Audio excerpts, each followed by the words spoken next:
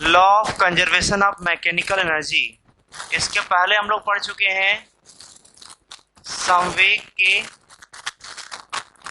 संरक्षण का। अगर संवेग के संरक्षण का नियम में क्या नियम था इसका बताओ। मतलब संवेग को संरक्षित कब करते थे, संरक्षण का नियम क्या था।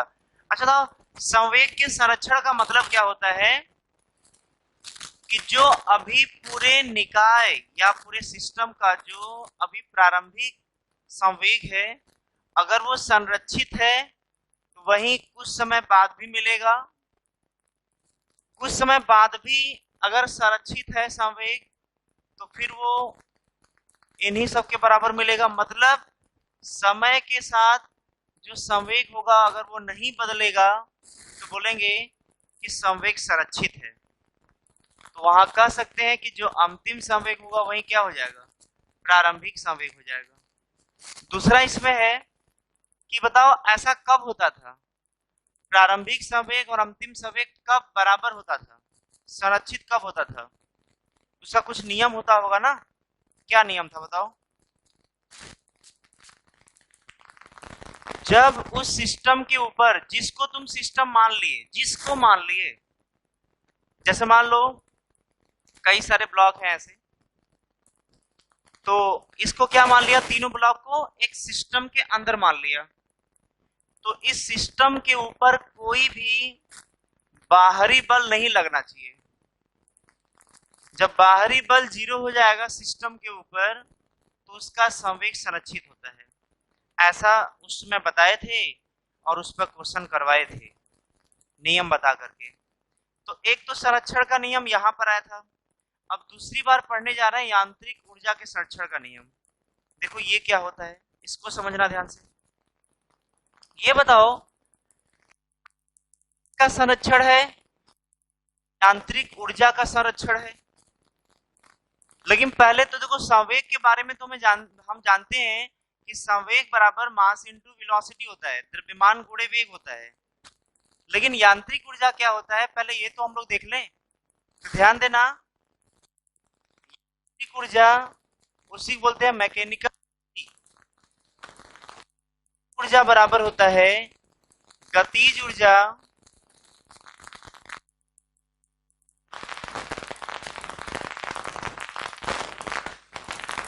स्थितिज ऊर्जा। जब दोनों को जोड़ेंगे तो यांत्रिक ऊर्जा आता है।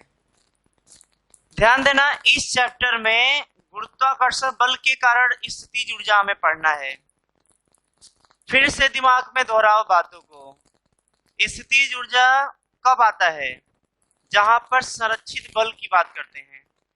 संरक्षित बल मतलब कंजर्वेटिव फोर्स, जहां पर कंजर्वेटिव फोर्स आएगा वहीं पर स्थितिज ऊर्जा मतलब पोटेंशियल एनर्जी आएगा। और हम लोग के 2 साल के कोर्स में जो प्रैक्टिकल लाइफ में मिलने वाला बल है जिसको बोलते हैं संरक्षित बल, वो संरक्षित बल हम लोग के 2 साल के चैप्टर में सिर्फ 4 हैं। गुरुत्वाकर्षण बल ये संरक्षित बल है, स्प्रिंग वाला बल वो संरक्षित बल है, तीसरा वैद्युत बल और चौथा चुंबकीय बल। तो वैद्युत बल चुंबकीय बल ये दोनों आएगा 12 में और स्प्रिंग और गुरुत्वाकर्षण बल आएगा। तो अभी हमको किसके बारे में पढ़ना है, गुरुत्वाकर्षण बल के कारण स्थितिज ऊर्जा। और ऐसा नहीं है कि गुरुत्वाकर्षण बल के द्वारा जो स्थितिज ऊर्जा उसका बताया नहीं है फॉर्मूला। अगर एक लाइन जिसको भी तुम एक रेफरेंस लाइन मान रहे हो, अगर उसी को 36 तल बोल सकते हैं, 36 तल, तो 36 तल से ऊपर जाएगा वस्तु तो उसका प्लस mgh होता है, नीचे जाएगा माइनस mgh होता है। जहां पर h है इसका ऊंचाई या यहाँ पर जो h है उसका गहराई है। तो इस 36 तल से नीचे जाओगे तो माइनस स्थितिज ऊर्जा मिलेगा, ऊपर जाओगे तो प्लस स्थितिज ऊर्जा मिलेगा। जो है ना इसी को यहाँ पर पढ़ना है स्थितिज ऊर्जा में इस चैप्टर में। तो ध्यान देना, ये कह सकते हैं कि गतिज ऊर्जा मतलब क्या, काइनेटिक एनर्जी, और स्थितिज ऊर्जा मतलब क्या, पोटेंशियल एनर्जी, और यहां पर ये हो जाएगा हाफ एम वी स्क्वायर। जरूरत पड़ने पर लिख सकते हो, जरूरत पड़ने पर इसको लिख सकते हो प्लस माइनस mgh। क्लियर ना? कब प्लस कब माइनस वो अपना दिमाग लगाना। इसी को लिख सकते हैं mechanical energy, me mechanical energy. तो ये जो है पहले हम लोग जान गए कि यांत्रिक ऊर्जा क्या होता है, अभी हम लोग ये जाने हैं जैसे संवेग क्या होता है वैसे यांत्रिक ऊर्जा क्या होता है। अब बताओ वहां क्या आया था, संवेग का संरक्षण, यहां पर क्या आया है, यांत्रिक ऊर्जा का संरक्षण। बताओ संवेग का संरक्षण मतलब प्रारंभिक संवेग बराबर अंतिम संवेग, तो यहाँ पर यांत्रिक ऊर्जा का संरक्षण का मतलब प्रारंभिक यांत्रिक ऊर्जा। बोलो,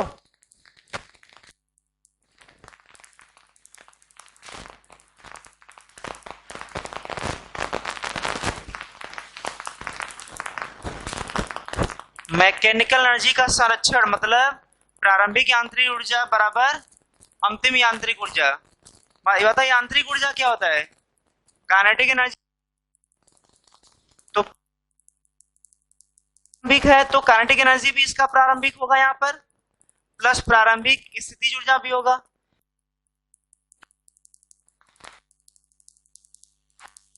प्रारंभिक बराबर अंतिम ऊर्जा, तो यहाँ भी अंतिम काइनेटिक एनर्जी, यहाँ पर अंतिम पोटेंशियल एनर्जी। यहाँ जाएगा के फाइनल के एफ प्लस अंतिम पोटेंशियल एनर्जी। ध्यान देना, यांत्रिक के का नियम का मतलब ये हुआ K I P I equal to K F P F. ये हम लोग जब क्वेश्चन लगाएंगे ना, तो जब हम लोग ये समझ जाएंगे कि यांत्रिक ऊर्जा को संरक्षित करा सकते हैं, यहाँ पर क्वेश्चन को देख करके पढ़ करके अगर हमें ये मालूम चल गया कि यांत्रिक ऊर्जा संरक्षण करा सकते हैं, तो तुरंत उसके बाद हम लोग ये लिख देंगे सॉल्यूशन करने के लिए, फिर इसको लेकर के आगे बढ़ जाएंगे। बात समझे कि नहीं? हाँ, तो ये होता है। अब सबका मिला जुला करके क्वेश्चन ये उठता है कि सर बात तो सही है कि ये लिख देंगे यांत्रिक ऊर्जा जब संरक्षित रहेगा, लेकिन कब संरक्षित होगा? तुरंत देखो रिलेट हो, यहाँ पर ये संरक्षित था तो कब होता था संरक्षित? जब बाहरी बल क्या होता था सिस्टम के ऊपर, जीरो होता था। तो यहाँ भी तो कोई ना कोई नियम होना चाहिए, अगर ऐसा होगा तभी तो संरक्षित होगा। तो फिलहाल अभी हम लोग जो स्टडी करने जा रहे हैं वो ये जानने जा रहे हैं कि कब संरक्षित कराएंगे। बात समझे कि नहीं? बहुत कठिन चीज नहीं है, आराम से एक वर्ड बोलेंगे, दिमाग में बैठा लेना, बस उसको याद कर लेना। जब जब वो सेटिस्फाई करेगा, जब जब वो संतुष्ट करेगा, तब तब ये लगा देना। क्लियर ना? तो इसको मिटा देना, इसको ये वाला पार्ट, ये तो पहले पढ़ा चुके हैं, बस रिलेट करा रहे थे। ये कह सकते हैं कि मैकेनिकल एनर्जी का संरक्षण का जो नियम है, ये किसका बेटा है? ये बेटा है वर्क एनर्जी थ्योरम का। किसका है? वर्क एनर्जी थ्योरम का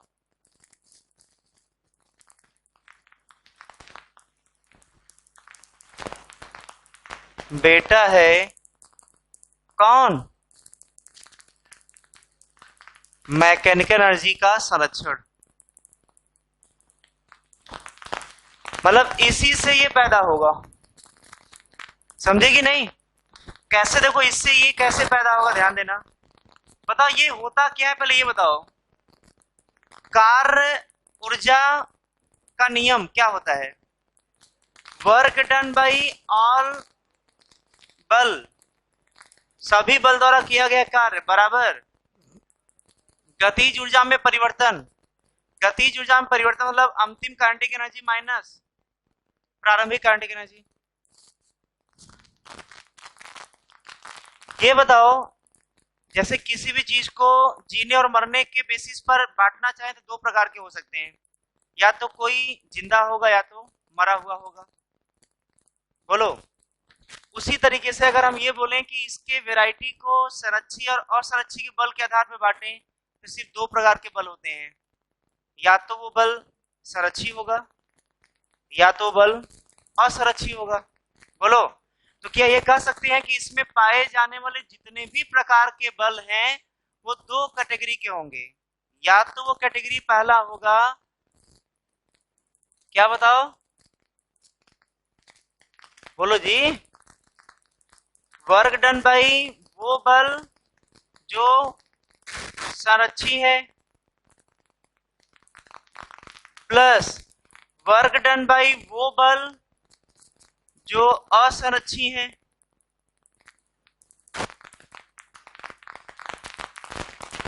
बोलो, बोल नहीं रहे हो तुम लोग जो है।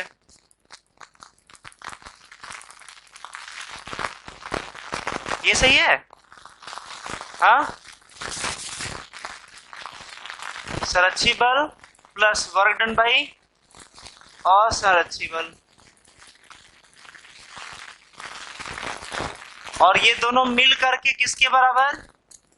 अंतिम काइनेटिक एनर्जी माइनस प्रारंभिक काइनेटिक एनर्जी। सभी प्रकार का बल इन्हीं दो वैरायटी का होगा। अच्छा ये बताओ, कल बताए थे, बताओ पोटेंशियल एनर्जी, बोलो, स्थितिज ऊर्जा क्या होता है?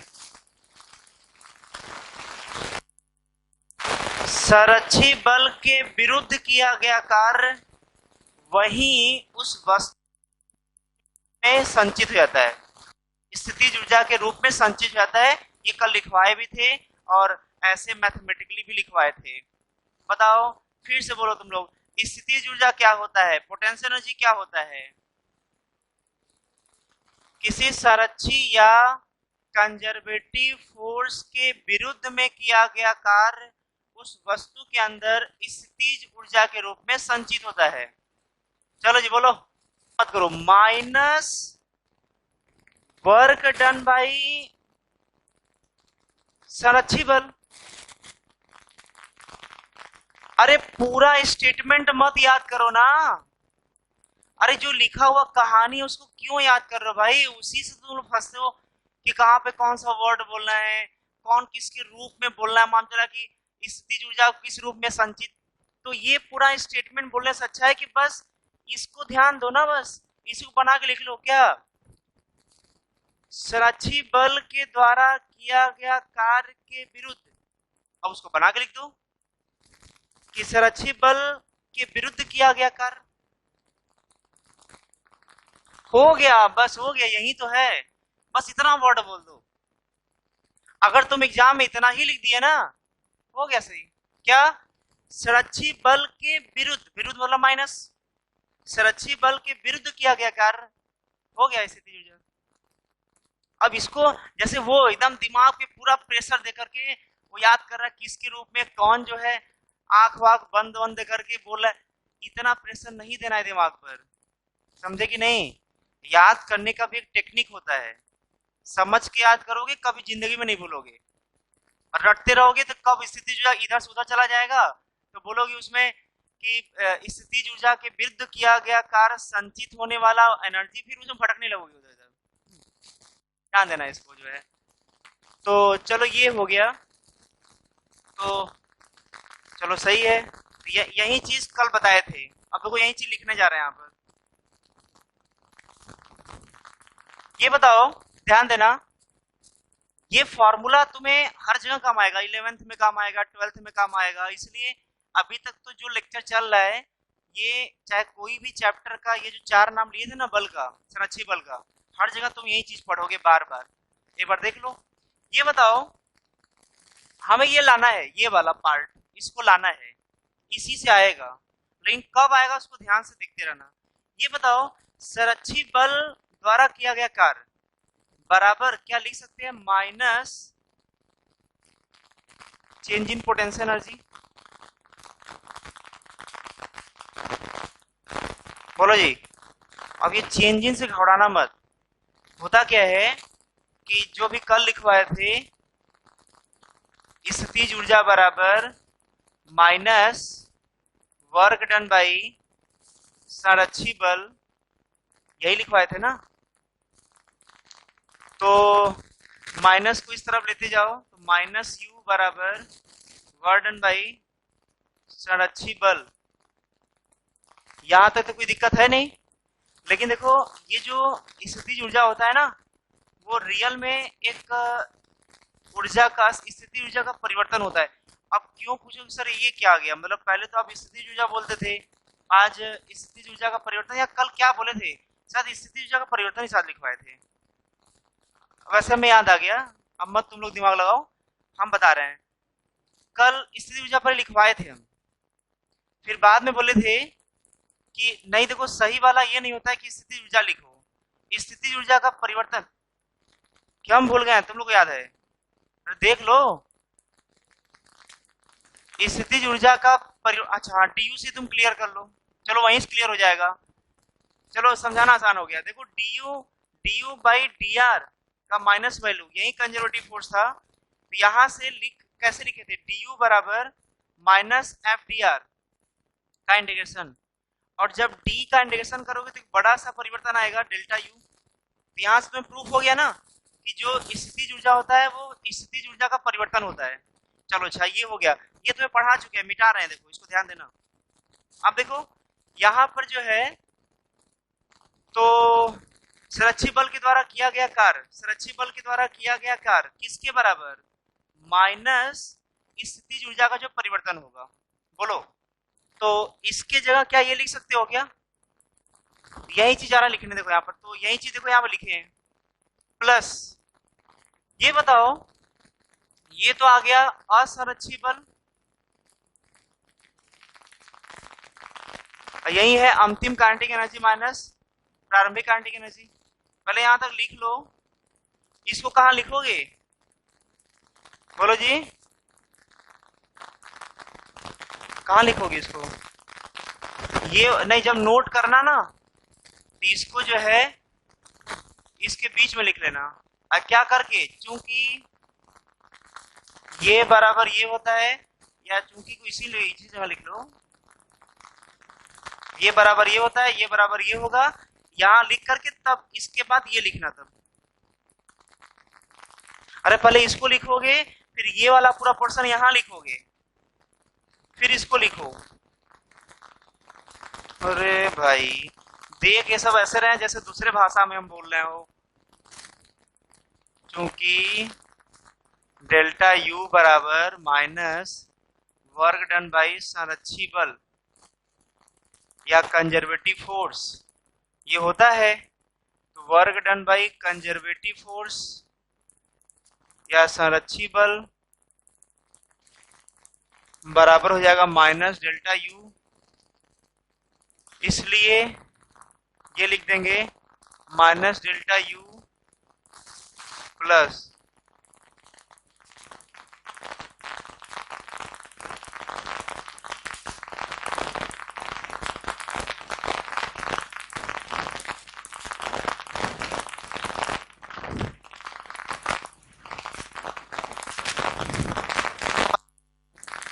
अच्छा बताओ अभी इसमें कोई बदलाव किए हैं क्या, किसमें बताओ, इस वाले में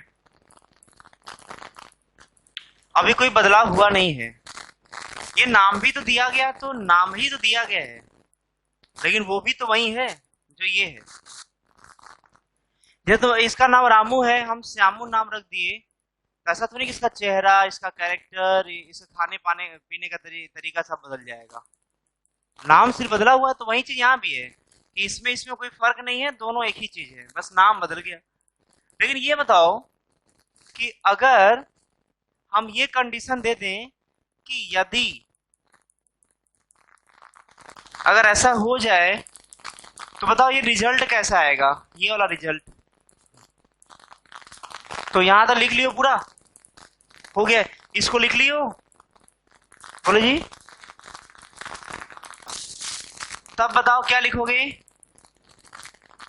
माइनस डेल्टा यू बराबर के फाइनल माइनस क्या, अच्छा माइनस डेल्टा यू बराबर अंतिम स्थितिज ऊर्जा माइनस प्रारंभिक स्थितिज ऊर्जा बराबर के फाइनल माइनस के इनिशियल, इसको अंदर भेजो, minus P final plus P initial बराबर के फाइनल माइनस के इनिशियल, इसको इधर भेजो और इसको इधर भेजो, तो के आई इधर आ गया, पी आई तो पहले से ही है, के एफ प्लस ये इधर जाएगा तो पीएफ। बोलो बताओ ऐसा कब मिला? अच्छा इसको क्या लिख सकते हो?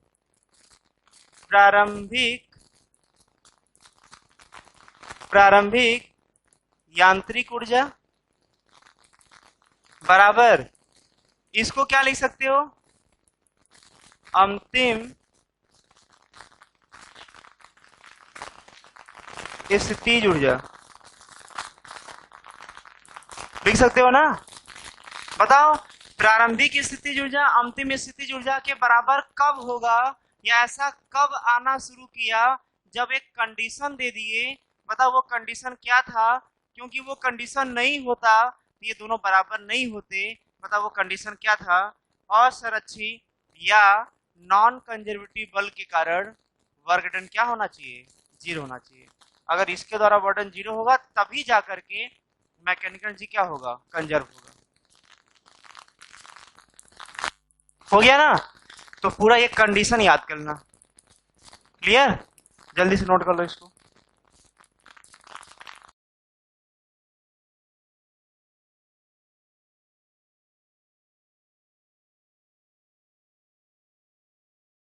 देखो ध्यान देना, एक क्वेश्चन तो मैं शुरुआती ये जो आप लोग क्वेश्चन करने जा रहे हैं किस पर? यांत्रिक ऊर्जा के संरक्षण के नियम पर। नियम KI/PI = KF + PF, यही होता है। इसी पर बेस्ड क्वेश्चन करने जा रहे हैं।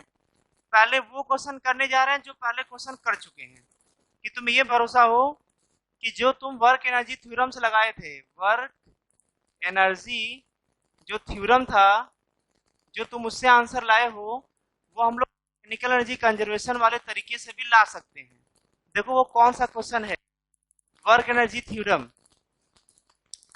जैसे ये याद करो क्वेश्चन करवाए थे, एक रस्सी को यहां बांधकर एक वस्तु को उसके क्षैतिज सतह वाले लाइन से ऐसे रस्सी को छोड़ देंगे, ऐसे गति करेगा,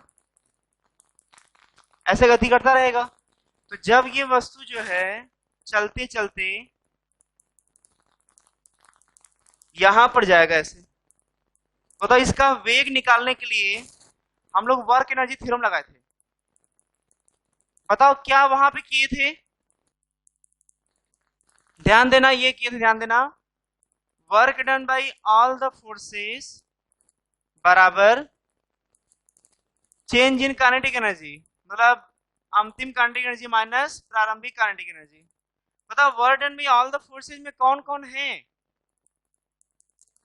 एक तो देखो हो गया टेंशन, तनाव, और दूसरा हो गया mg बराबर, यहां से इसको छोड़ा जा रहा है, यहां से रिलीज किया जा रहा है। जब रिलीज किया जाएगा तो इसका प्रारंभिक वेग क्या हो जाएगा? 0। यहां से चलते चलते यहां पर आएगा, यहां पर कुछ वेग आ चुका होगा, उसी वेग के का मान पूछ रहा है, उसी वेग का वैल्यू पूछ रहा है कितना वेग होगा। तो देखो work done by tension plus work done by mg, दो बल लग रहे थे, दोनों के द्वारा किया गया कार्य बराबर अंतिम काइनेटिक एनर्जी माइनस प्रारंभिक काइनेटिक एनर्जी। अब ये बताओ कि तनाव द्वारा, तो बोलेंगे चला इधर लगा इधर, इधर लगा इधर चला 90 डिग्री, और हर जगह वही केस रहेगा, जिधर चलेगा जिधर लगेगा उनके बीच का 90 डिग्री होगा, तो वर्क डन क्या हो जाएगा? 0। तो टेंशन के द्वारा वर्क डन क्या हो गया? 0। बताओ यहां से जब यहां पर आया तो वर्क डन बाय mg क्या होगा? तो बोलेंगे इस लेवल से फाइनली इस लेवल पर आ गया, तो जब यहां से यहां पर आया तो उसका ऊर्ध्वाधर वाला ऊंचाई देखेंगे। तो बताओ यहां से यहां तक का ऊर्ध्वाधर वाला ऊंचाई कितना है? अगर ये लेंथ l है तो इसका ऊर्ध्वाधर ऊंचाई हो जाएगा l, चला नीचे लगा नीचे तो हो जाएगा प्लस में mgh ना, प्लस mgl, और ये बराबर हो गया हाफ m v स्क्वायर। देखो यहां से हल करोगे तो v बराबर क्या आ गया? ये तुम क्वेश्चन कर चुके थे। अब इसी को हम लोग यांत्रिक ऊर्जा के संरक्षण के नियम के आधार पर भी हल करने जा रहे हैं। देखो कैसे। क्वेश्चन तो क्लियर है ना। क्वेश्चन ये है कि यहां से छोड़ा जाएगा तो यहां तक पहुंचते पहुंचते उसका वेग कितना आएगा। तो ध्यान देना, यहां से यहां पर लाना है। तो यांत्रिक ऊर्जा का जो संरक्षण है वो कहां कहां पर लगाओगे? प्रारंभिक माना करो, प्रारंभिक कहां से उसको माना करो, अंतिम उसको माना करो जहां पर क्वेश्चन पूछा जा रहा है। एक कहीं से चलना शुरू किया होगा और कहीं पर क्वेश्चन पूछा जा रहा होगा, जहां से चलना शुरू करेगा वो प्रारंभिक मान लेना, जहां पर क्वेश्चन पूछा जाएगा उसको अंतिम मान लेना। क्लियर ना? तो बताओ, यहां पर जो है यहां चलना शुरू किया तो यहां पर उसका प्रारंभिक गतिज ऊर्जा और अंतिम जो है नहीं प्रारंभिक स्थिति ऊर्जा, और जहां पर पहुंचा यहां पर अंतिम गतिज ऊर्जा और अंतिम स्थिति ऊर्जा लिखोगे और दोनों को यहां बराबर कर दोगे। लेकिन ध्यान देना, बराबर करने से पहले ये याद रखना कि ये कब लगाया जाता है। मतलब ये दोनों यांत्रिक ऊर्जा कब संरक्षित होता है? जब किसी भी असंरक्षित बल के द्वारा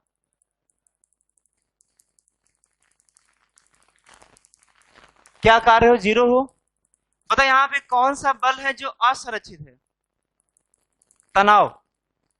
बाकी mg तो है, संरक्षित बल है। तो तनाव के द्वारा किया गया कार्य यहाँ पर क्या है? जीरो। जब तनाव द्वारा किया गया कार्य है तो यहाँ पर यांत्रिक ऊर्जा संरक्षित करा सकते हैं। तो कराओ यहाँ पर। तो क्या लिखोगे? KI plus P I is equal to KF plus PF। अब ध्यान देना, थोड़ा इसको पहली बार चूंकि लिख रहे हो इससे थोड़ा सीखना पड़ेगा तुम्हें। जहां जहां पर तुम्हें यांत्रिक ऊर्जा संरक्षित कराना है उसका लेवल देख लो, यही यही है। अब तुम करना क्या, देखो गतिज ऊर्जा को लिखने में कोई दिक्कत नहीं है। जैसे प्रारंभिक वेग जीरो इसका है, यहाँ पर देख लो प्रारंभिक वेग छोड़ा जा रहा है वहां से, ये जीरो हो जाएगा तो लिख दो यहाँ पर। जो ये अच्छा अंतिम भी क्या लिख सकते हो बताओ? अंतिम वाला गतिज ऊर्जा हाफ mv इसका लिख दो, इसमें भी कोई कष्ट नहीं है, v हो गया। सोचना यहाँ पर इन दोनों को है। बताओ 36 तल कहाँ दिख रहा है तुम्हें जहां से इसका ऊंचाई लोगे? 36 तल तुम्हें दिख रहा है क्या यहाँ पर? तो वो दिखता भी नहीं। जैसे होता क्या है कि 36 तल से h ऊंचाई पर जाते हैं, द्रव्यमान m है, ऊंचाई h है, तो लिखते हैं स्थितिज ऊर्जा बराबर mgh। लेकिन ये 36 तल कहीं दिखना तो चाहिए, वहां से ये हाइट दिया तो हो। जब हाइट दिया रहेगा तब तो हम mgh लिखेंगे। तो ध्यान देना, किसी भी क्वेश्चन में कोई 36 तल तुम्हें देगा नहीं कि ये 36 तल है यहां से ये लिखो, नहीं। तुम्हें अपने मन से मानना पड़ेगा। कोई भी एक 36 तल तुम अपने मन से मान लो, कोई भी आंसर में कोई फर्क नहीं पड़ने वाला। 36 तल अपने मन से, एक बार तुम अपने मन से मानो, एक बार हम अपने मन से मानते हैं, दोनों तरीके से हल करेंगे, दोनों तरीके में आंसर सेम आएगा। तुम कहां पर 36 तल मानना चाहते हो? जहां मन करे मानो, कहीं भी मानो 36 तल। यहां मानो 36 तल, ये 36 तल है, तुम्हारे मन के ऊपर है। अगर ये जो है जहां पर 36 तल मानते हैं उसी को बोलते हैं रेफरेंस लाइन। कैसा रेफरेंस लाइन? जहां पर स्थितिज ऊर्जा क्या माना जा रहा है? जीरो। क्योंकि जहां पर 36 तल मानोगे वहां का तो स्थितिज ऊर्जा जीरो हो जाएगा। क्यों? क्योंकि वहां से h ऊंचाई पर अगर mgh है, हम बोल रहे हैं कि यहां पर mgh है क्योंकि ये h है, तो इसका क्या होगा स्थितिज ऊर्जा? तो इसका ऊंचाई ही नहीं है, वो तो वही ऊंचाई है ना। तो यहाँ पूछा h जीरो हो गया यहाँ पर इस लाइन पर, और जब h जीरो तो p भी जीरो हो जाएगा स्थितिज ऊर्जा। तो पहली बात, जो 36 तल है या रेफरेंस लाइन है, रेफरेंस लाइन या 36 तल जहां मानोगे वहां पे स्थितिज ऊर्जा क्या होगा? जीरो होगा। और उसी के सापेक्ष ऊपर जाओगे तो प्लस mgh और नीचे जाओगे तो माइनस mgh। ध्यान देना, अगर इसको स्थितिज ऊर्जा माने हो तो यहाँ पर इसका क्या लिखोगे? प्रारंभिक स्थितिज ऊर्जा क्या लिखोगे? तो इसका ऊंचाई कितना है? l।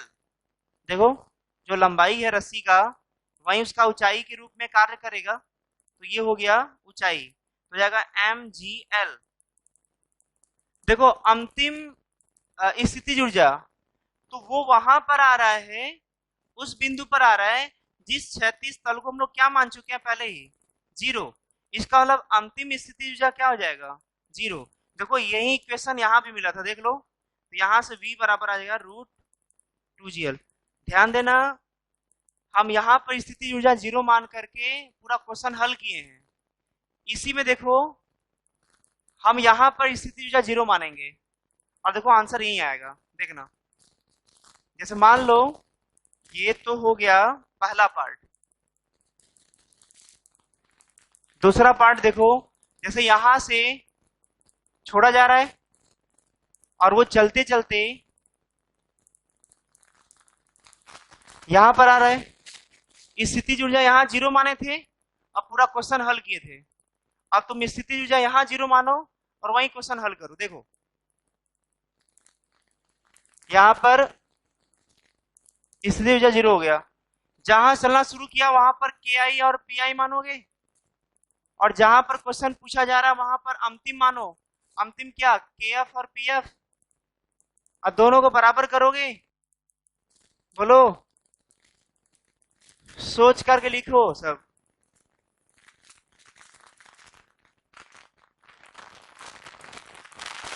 इधर लिखे कि नहीं? अब देखो ध्यान देना, यहां से हो जाएगा प्रारंभिक गतिज ऊर्जा, बताओ प्रारंभिक गतिज ऊर्जा 0, चलना शुरू किया वहां से, और वहीं पर स्थितिज ऊर्जा क्या मान ली हो, क्षैतिज तल मान ली हो। वहीं पर जहां क्षैतिज तल मानोगे वहां पर स्थितिज ऊर्जा क्या हो जाएगा, 0। तो यहाँ पर स्थितिज ऊर्जा क्या हो जाएगा, 0 बराबर अंतिम गतिज ऊर्जा, जहां पर क्वेश्चन पूछा जा रहा है यहाँ पर क्या होगा, हाफ mv² प्लस, देखो रेफरेंस लाइन या क्षैतिज तल से नीचे स्थिति ऊर्जा माइनस mgh होता है, ये जाएगा माइनस mgl। बताओ माइनस mgl को इधर लेकर के आओगे तो mgl बराबर हाफ mv²। बताओ यहाँ से v बराबर क्या आ गया, तुम वर्क एनर्जी थ्योरम लगाए तब भी √2gl आया, तुम ये लगाए जहां पर 36, यहाँ पर तुम रेफरेंस लाइन माने थे तब भी वही आंसर आया, पर तुम माने तब भी वही आया। यहां तक कि तुम ऐसा करो, सॉल्यूशन में यहां से यहां पर आना है ना, तुम यहां पर स्थिति ऊर्जा 0 मान लो, और तुम यहां पे स्थिति ऊर्जा 0 मान करके फिर हल करना। दोनों माइनस, ये मान लो H1 है, ये H2 है, तो इसका स्थिति ऊर्जा हो जाएगा माइनस mgh1 और इसका स्थिति ऊर्जा हो जाएगा माइनस m2। अरे यहाँ जो क्षैतिज तल पे 0 मानोगे उसके नीचे का स्थिति ऊर्जा लिखना हुआ, स्थिति ऊर्जा तो सब माइनस में लिखा जाएगा, और तुम ये मान करके लिखोगे तब भी आंसर वही आएगा। ये पहला क्वेश्चन है जिसमें तुम्हें एक तो भरोसा दिलाना था कि जो तुम इस तरीके से किए हो वो इस तरीके से भी आ सकता है, इसमें भी 2 भरोसा दिलाना था कि जो स्थिति ऊर्जा का 0 मानना होता है लाइन, वो तुम कहीं भी मान सकते हो, तुम्हारा आंसर में कोई फर्क नहीं पड़ेगा। ध्यान देना, इसमें जो तुम लोग बोल रहे थे कहीं और रेफरेंस के, चलो इसको भी देख लेते हैं। मान लो यहाँ वेग यहाँ v हो गया, यहाँ पर रेफरेंस लाइन पोटेंशियल एनर्जी 0 मानना चाहते हो, मान लो ये h ऊंचाई पर हम लोग 2 माने हैं, तो बताओ यहाँ का प्रारंभिक गतिज ऊर्जा 0, चलना शुरू किया है, चल करके यहाँ पर आएगा, तो प्रारंभिक स्थितिज ऊर्जा है,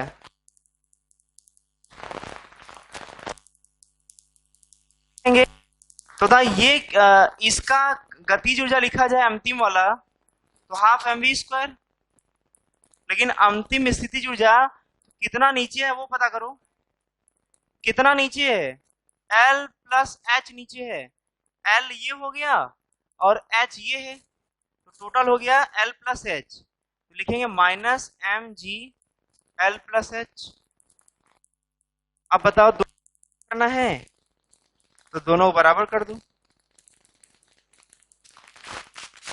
ये हो जाएगा 0 plus minus M G H बराबर हाफ एम वी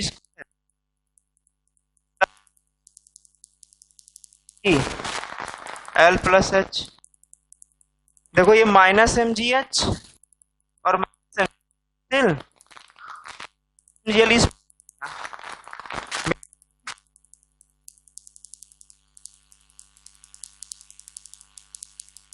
ये पुराना वाला रिलेशन।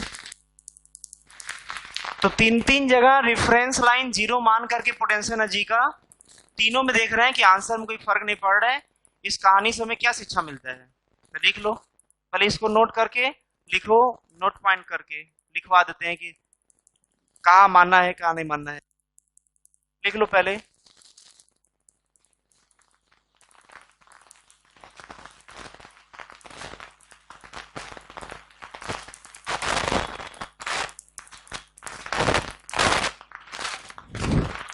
यहां सेकेंड रेफरेंस लाइन माने थे,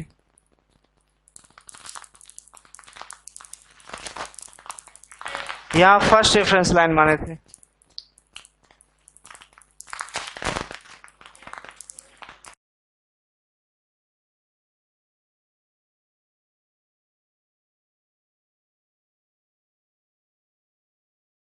देख लो कैसे हल करेंगे सॉल्यूशन का।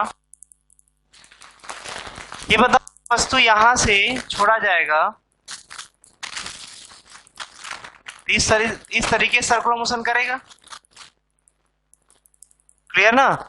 क्वेश्चन यहां पूछ रहा है यहां पर, तो क्या करोगे यहां पर ध्यान देना, इसका लेंथ कितना दिया हुआ है, अच्छा ये नहीं दिया था क्या, बट मान लो, मानना क्या है लिख लो उसमें क्वेश्चन में, इसका द्रव्यमान m दिया है और लेंथ l दिया हुआ है, द्रव्यमान m और लेंथ l, ये डायग्राम में बना लो। अब देखो ध्यान देना, ऐसा करो, तनाव पूछ रहा है और वेग पूछ रहा है, ये दोनों पूछ रहा है, तो पहले तुम ऐसा करो वेग निकाल लो, यहां पर वेग निकाल लो। और कल वाले क्वेश्चन में हम लोग सीखे थे कि वेग जब दिया था तो तनाव कैसे लाना चाहिए। कल जो है हम वेग दे करके तुमसे तनाव पूछे थे कल वाले क्वेश्चन में, तो ऐसा करते हैं आज जो है हम लोग वेग को निकाल लेते हैं यांत्रिक ऊर्जा संरक्षित करके, और जब वेग आ जाएगा तो जैसा कल सीखे थे तनाव भी आ जाएगा। क्लियर ना? अब देखो ये कैसे लाओगे यहाँ पर वेग, तो मैं यांत्रिक ऊर्जा करो और यहाँ पर रेफरेंस जीरो, स्थिति ऊर्जा जीरो मानोगे तो कोशिश क्या करो कि उसके ही किसी प्रारंभिक या अंतिम वाले स्थिति पर ही जीरो मान लिया करो। ऐसा करोगे तो एक जगह स्थिति ऊर्जा लिखने से बच जाओगे। जैसे यहाँ पे प्रारंभिक गतिज ऊर्जा KI और PI, और यहाँ पर क्या होगा अंतिम गतिज ऊर्जा और अंतिम स्थिति ऊर्जा। अगर यहीं पर तुम पोटेंशियल एनर्जी जीरो मान लिए तो ये वाला लिखने से बच जाओगे। तो कोशिश किया करो कि किसी एक जगह तुम जो है जीरो मान लिया करो स्थिति ऊर्जा अपने मन से। बताओ दोनों बराबर करो और सोच समझ करके लिखो सबका क्वांटिटी। जहां जीरो माने थे वो यही है, इसी लाइन पर ये जीरो हो गया। जहां से छोड़े थे, रिलीज किए थे, छोड़े थे, वहां पर ये जीरो हो गया। दो तो ऐसे ही जीरो हो गए।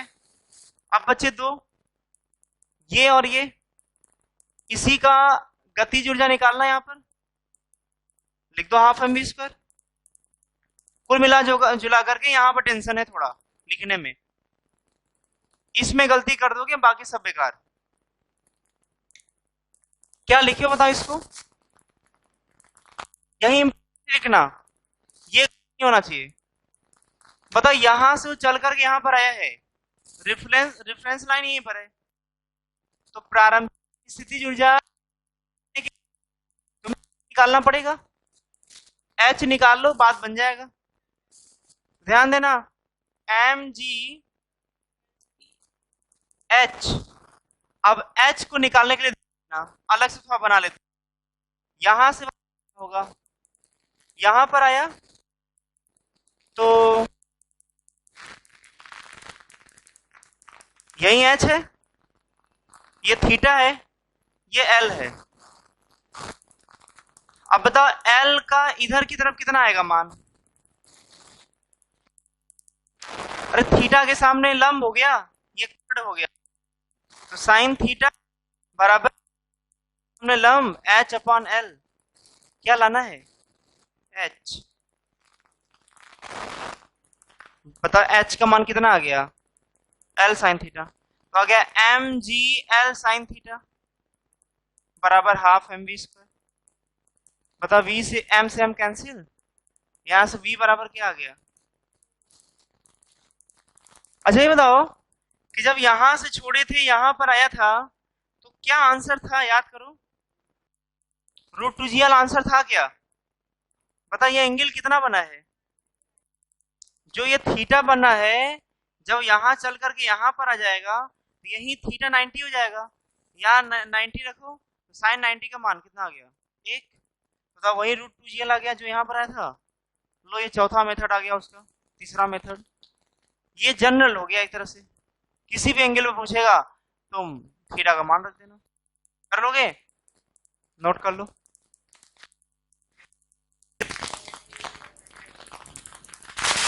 देखो ध्यान देना, तनाव कैसे निकालोगे।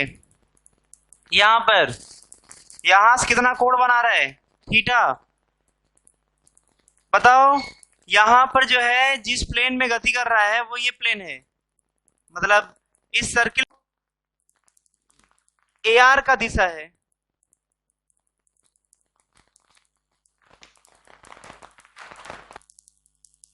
AR की दिशा में कौन लगा रहा है? T। उसको मत तोड़ना क्योंकि पहले से उसी दिशा में है। देखो एक AR का दिशा होता है, एक वेग का दिशा होता है, और सभी बल को उसके AR की दिशा में तोड़ते हैं और वेग की दिशा में तोड़ते हैं। तो mg का ये थीटा है, ये क्या होगा? 90 माइनस थीटा होगा, क्योंकि ये 90 देखो है इस ट्रायंगल में, ध्यान दो।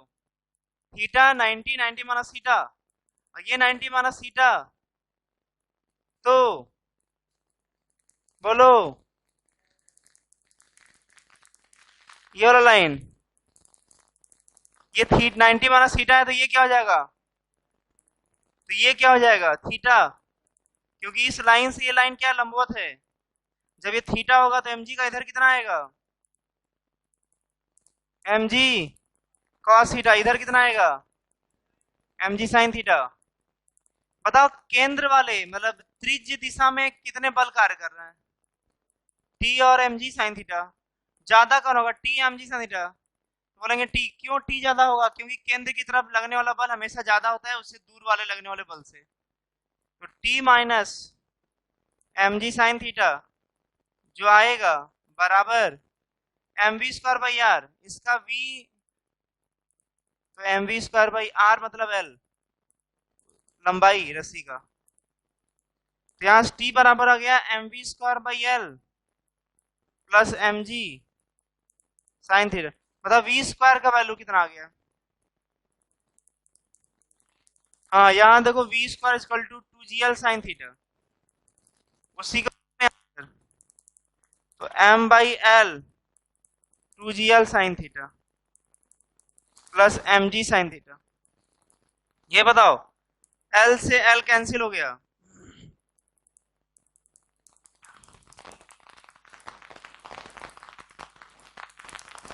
L से L cancel, 2mg sine theta mg sine theta.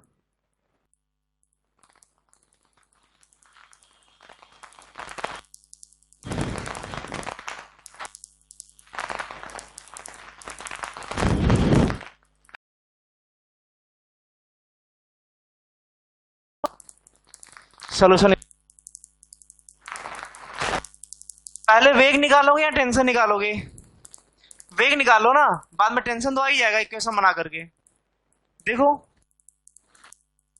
यहां चलना शुरू किया, यहां पर पहुंचा, यहां पर पूछ रहा वेग,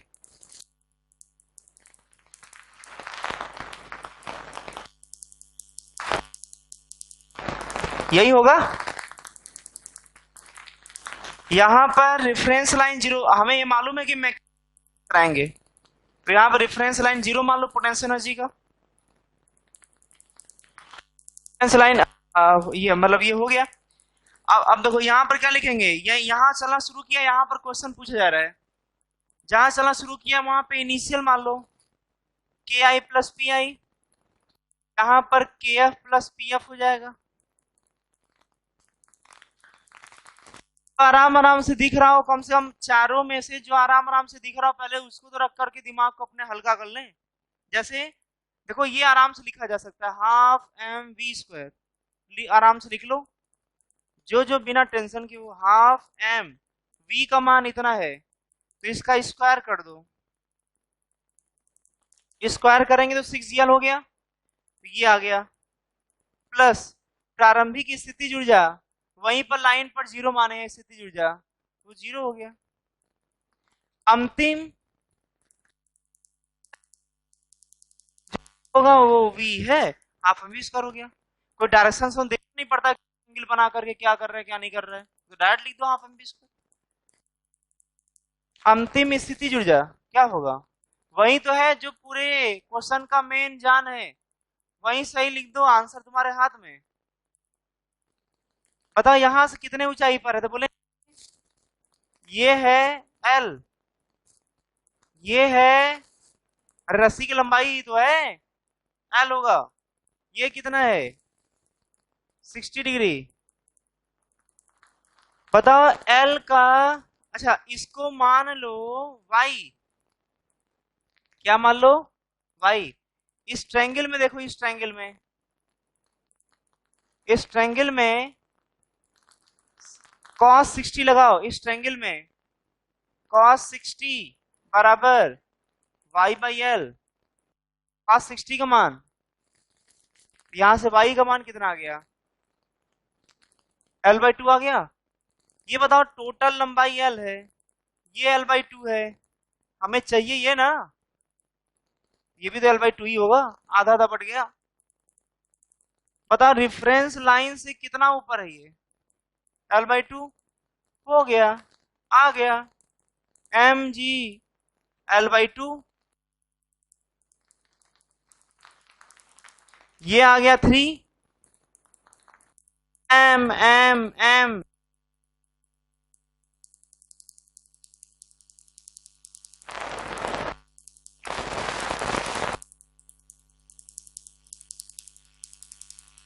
जी एल बाई टू बराबर हाफ एम वी स्क्वायर ना जी। अब डायरेक्ट हम लिख दे वी बराबर रूट में 5 GL,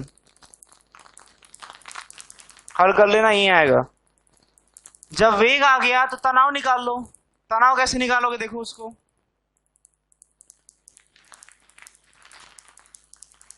यहां वेग आ गया रूट में 5 GL, तनाव T, mg नीचे, ये है 60 डिग्री, ये क्या हो जाएगा 60, ये लाइन है 60, तो ये क्या होगा 60, mg का इधर कितना आएगा mg cos 60, इधर कितना आ जाएगा वेग वाले दिशा के लंब अपोजिट, इधर mg का इधर mg cos थीटा, इधर क्या आएगा mg sin 60, इससे लेना देना है नहीं क्योंकि हमें तनाव निकालना है, लेना देना तो इससे है। पता ये कितना जाएगा, तो t minus M G by two बराबर M V square by R, R मतलब एल, वी स्क्वायर कितना आएगा, तो t बराबर, इसको इधर कर दो 5 वी स्क्वायर का वैल्यू 5 GL, देखो ये रू कितना आ जाएगा,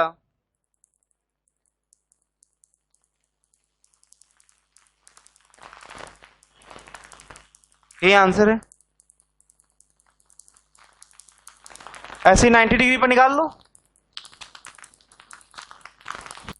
देखो यहां से रूट 6gl से वेलोसिटी दिया गया और बताओ ये लेवल है एक, और एक ये चलना शुरू किया, यहां पर क्वेश्चन पूछ रहा है, तो यहां पर क्या हो जाएगा, के इनिशियल पी इनिशियल, यहीं पर पोटेंशियल एनर्जी क्या मान लोगे, 0, यहां आ जाएगा के फाइनल पी फाइनल। पहले लिख लो आराम आराम से, आराम आराम से लिखो, जो जो तुम्हें मालूम है सब लिख डालो, बाद में जो टेंशन वाला लिखना होगा उसको बाद में सोचा जाएगा।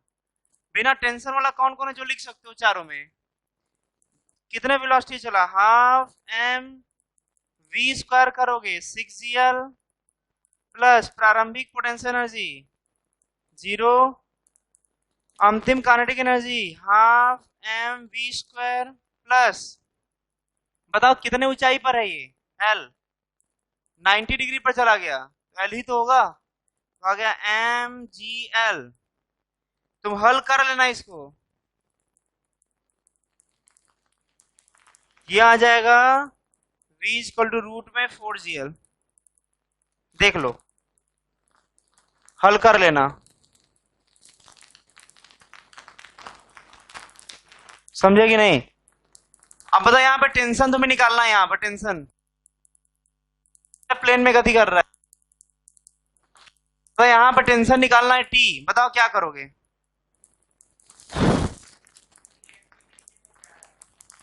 टी नीचे लग रहा है जी, हाँ एम जी नीचे लग रहा है, एम जी नीचे लगा, केंद्र की तरफ कितने बल लगना है, केंद्र की तरफ कौन, टी, तो केंद्र की तरफ लगने वाला बल किसके बराबर, M B square by R के बराबर, M B square by L, T बराबर M B square 4gl by L, L से L, T is equal to 4mg, हो जाएगा, बस ऐसे ही करेंगे, कर लेंगे ना।